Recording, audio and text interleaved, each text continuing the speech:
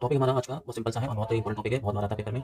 ठीक है, अकाउंटेंसी के टॉपिक का नाम क्या है? Issue of debenture considering the terms of redemption. तो रिडेम्पशन के लिए जो टर्म्स हमें हैं, ठीक है, वो भी कंसीडर करने पड़ेंगे। टॉपिक बहुत सिंपल है। ठीक है, हमें ध्यान रखना है कि इशू के टर्म्स हमारे पास कौन कौन से होते हैं। इशू हमारे पास हो सकते हैं एट पार पे, प्रीमियम पे और एट डिस्काउंट पे। सेम फॉर रिडेम्पशन के लिए हमारे पास एट पार है, एट प्रीमियम है, एट डिस्काउंट है। इसके साथ में ध्यान रखना है कि इशू का मतलब हम फंड रेज कर रहे हैं। ठीक है, और रिडेम्पशन ऐसा मतलब रीपेमेंट वगैरह हो गया। ठीक है, तो सिंपल केस में क्या है, जब भी हमारे केस में रिडेम्पशन का टर्म्स या कंडीशंस के जो हमें फॉलो करने होंगे eight the time of issue, तो यहाँ ध्यान रखना होता है कि रिडेम्पशन के टाइम पे हमें लॉस का बोला। तो सिचुएशन हमारे पास कौन कौन सी है? रिडेम्पशन एट पार है, प्रीमियम है और डिस्काउंट है। तो जब भी हमको एक्स्ट्रा कुछ पैसा पे करना पड़ेगा, एक्स्ट्रा पेमेंट करनी पड़ेगी, तब वो हमारा होता है लॉस।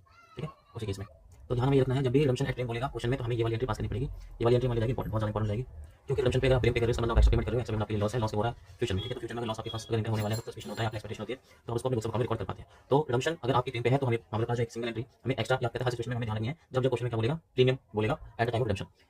तो एंट्री क्या है? एंट्री है क्या? सिंपल सा, loss on issue of debenture account debit to premium on redemption account. तो बस ध्यान आपको रखना है कि ये एंट्री आपको आपको इशू का कोई भी सिचुएशन गिवन हो, इशू का आपका चाहे पार का गिवन हो, एट प्रीमियम गिवन हो या डिस्काउंट गिवन हो, अगर रिडेम्पशन बोला है एट प्रीमियम पर, तो आपको ये वाली एंट्री, ठीक है, ये वाली एंट्री पर्टिकुलर केस की सेकंड एंट्री मर्ज करनी है। क्या बोला मैंने कि आपको रिडेम्पशन ऑन प्रीमियम वाली एंट्री आपको सेकंड एंट्री में इशू की, ठीक है, चाहे इशू का आपका एट पार केस है, एट प्रीमियम का केस है या फिर डिस्काउंट केस है, उसके सेकंड वाली एंट्री में आपको मर्ज करनी है एज इट इज। मतलब जो डेबिट में है वो आपका डेबिट में जाएगा, और जो आपका क्रेडिट में है वो आपका क्रेडिट में जाएगा, और आपके इससे वो एंट्री सारी कंप्लीट हो जाती है जो भी आपके पास स्कूल वाइज टीचर बताते हैं कि किसी बताते हैं कि किसी कोई किसी किसी सिंपल सा एक ही आपको कौन सा ध्यान रखना है कि हमारे पास तीन ही वे हैं इशू करने के, चाहे आप पार पे कर लो, प्रीमियम पे कर लो, डिस्काउंट पे कर लो। सेम सिचुएशन आपके पास रिडेम्पशन पे भी है। ठीक है, तो हमें ध्यान रखना है कि रिडेम्पशन वाली बात आपकी फ्यूचर में हो रही है, तो फ्यूचर की चीजों के लिए आपको अगर लॉस हो रहा है तो आप उसको अकाउंट में रिकॉर्ड कर सकते हो। तो वो रिकॉर्डिंग एंट्री बस एक सिंगल एंट्री आपको रिवाइज करनी है, और यही एंट्री आपको इशू वाले किसी भी केस में, ठीक है, जहां पे रिडेम्पशन आपका एट प्रीमियम बोल दे, तो आपको इशू के टाइम की जो सेकंड एंट्री होगी उसमें आपको मर्ज करना है एज इट इज।